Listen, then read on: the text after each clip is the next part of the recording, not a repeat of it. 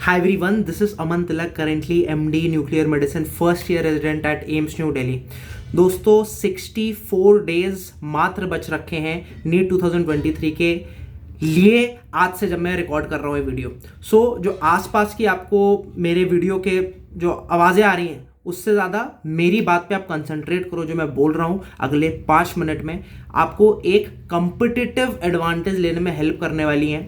बहुत सीधी बातें मैं यार बोलने में विश्वास रखता हूँ। तो एक चीज़ यार आप समझ लो, अभी जो जितना भी यूट्यूब पे ये सारा चीज़ हो रहा है कि एनटीए की जगह एनएमसी आ गया, एनएमसी शायद से अपॉइंट करेगी किसी ऑर्गेनाइजेशन को या खुद कंडक्ट करेगी नीट एग्जामिनेशन, या फिर जो सिलेबस रिड्यूस होने की न्यूज़ हो गई, या जो भी XYZ जितने भी सारी चीज़ें आ रही है कि नंबर ऑफ अटेम्प्ट्स का हो गया, वो आपका रेस्ट्रिक्ट हो गया, हुआ कि नहीं हुआ।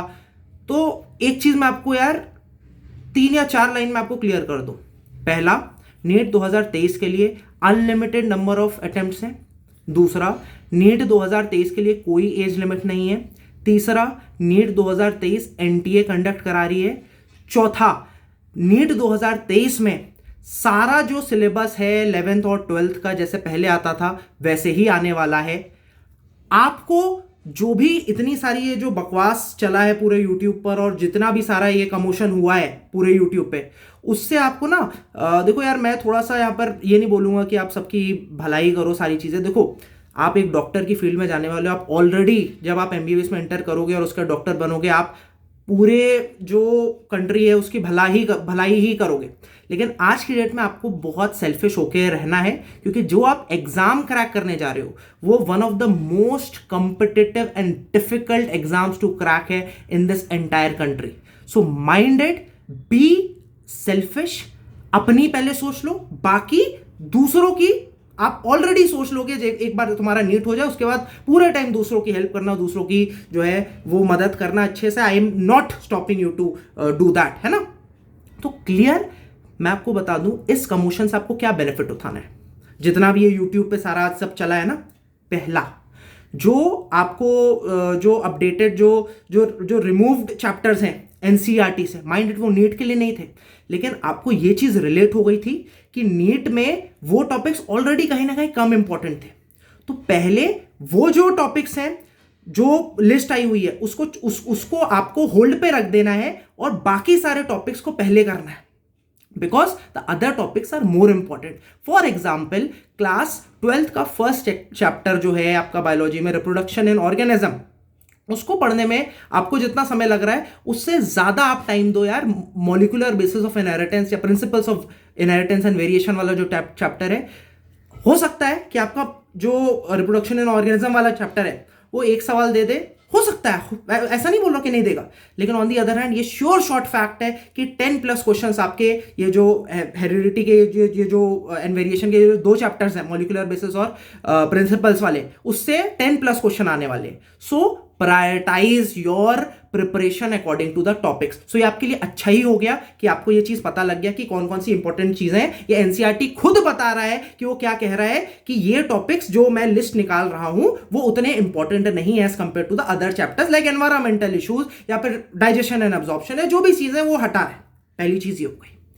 दूसरी क्या हो गई, किसी भी टॉपर, चाहे वो मैं क्यों ना हो, ठीक है, अमन भैया तो 17 घंटा पढ़ लिए अपने एग्जामिनेशन में, लास्ट में मैं नहीं पढ़ सकता, मैं तो 8 घंटा 9 घंटा पढ़ने के बाद ही मेरी हालत खराब हो जाती है। भाड़ में गए तुम्हारे अमन भैया, भाड़ में गए सारे इन्फ्लुएंसर, भाड़ में गए सब लोग। नाउ इज द टाइम जहां पर आप अपने बारे में सोचो, केवल और केवल अपने बारे में सोचो। अगर आप एक अर्ली राइजर हो, अगर आप एक रात में पढ़ने वाले बंदे हो, अगर आपको लगता है कि भाई आप 13 घंटा 14 घंटा फोर्स करके पढ़ रहे हो और आप उतनी ही एफिशिएंसी 8 घंटे में ले आ रहे हो और अच्छे से पढ़ ले रहे हो, तो please prioritise your timetable over the timetable told by any of the topper, whether it be me, whether it be any other भैया दीदी और any influencer। ठीक, नेक्स्ट चीज, क्लियर चीज है, बहुत स्पेसिफिक, मैं बार बार बोलता हूं, इस बार फिर से बोलूंगा। NCERT आप सबको पता है इंपॉर्टेंट है। पहले आपने NCERT पढ़ ली, ठीक है, बायोलॉजी से स्टार्ट करो। पहले बायोलॉजी अपना आपके फिंगर टिप्स पे होगा।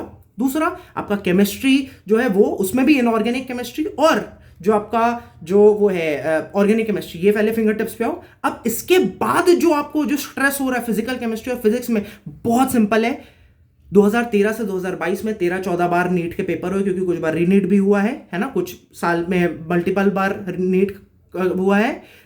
प्रीवियस ईयर क्वेश्चंस निकाल डालो इन सब के, पहले टाइम बाउंडेड मैनर में हर एक पेपर को सॉल्व करो। 2022 का पहले पेपर उठाओ, फिर 21, फिर 20, फिर 19, ऐसे ऐसे उठाते जाओ। केमिस्ट्री में 45 मिनट्स का टाइमर लगा लो, फिजिक्स में 1 घंटे का मैक्सिमम टाइमर लगा लो, सॉल्व करो। मैं मानता हूं आप बिल्कुल यार, आपका बहुत ही खराब है फिजिक्स, आपका 45 में से आपको 10 क्वेश्चन आते हैं, 35 क्वेश्चंस नहीं आते, कोई टेंशन नहीं है। इन 35 क्वेश्चंस के टॉपिक्स नोट कर लो, आपको समझ में आ जाएगा ऑटोमेटिकली। वो 10 साल में ये बार बार रिपीट हो रहे होंगे टॉपिक, इनको पहले सॉलिड कर लो। Same thing for physical chemistry, ये चीजें कर लो। And last but not the least, please try to understand this. जितना भी जल्दी आप ये चीज समझ जाओगे उतना अच्छा है। आज की डेट में अगर आप नीट 2023 के लिए पढ़ रहे हो और आप अपना पूरी मेहनत से प्रिपरेशन कर रहे हो, तो प्लीज ये अपने आप से क्वेश्चन पूछना छोड़ दो कि क्या मेरे से नीट हो सकता है if I am starting now. Please आप अभी पढ़ाई करो, बस पढ़ाई करो। एक आपके पास डायरेक्शन मिल गया, क्योंकि ये सब सोचने से कोई फायदा नहीं है। आपका एक क्वेश्चन आता है, can I crack NEET if I start now. Please ये अभी सोचना छोड़ दो, है ना। इसके मैं आपको 10 चीजें आपको बोल सकता हूं कि भाई क्या वो 2 साल 3 साल जो पढ़ रहा है बंदा, वो क्या वो बेवकूफ है यार, वो भी 2 महीना पढ़ के निकाल लेता नीट। या फिर मैं बोल सकता हूं आपको कि 2 महीना पढ़ो, कुछ तो अच्छा है, something is better than nothing. अगली बार के लिए 2024 के लिए आप 0 से नहीं स्टार्ट कर रहे होगे ना, तो that is up to you, आप जिस भी माइंडसेट से पढ़ रहे हो। But at the end of the day बस स्ट्रैटेजी वीडियोस, और केवल स्ट्रैटेजी या दिमाग में प्लानिंग नहीं करनी, उसको एग्जीक्यूट करना है। A proper strategy is very important, but it is nothing without a proper execution. So please go and execute that proper strategy जो कि आपको समझ में आई है।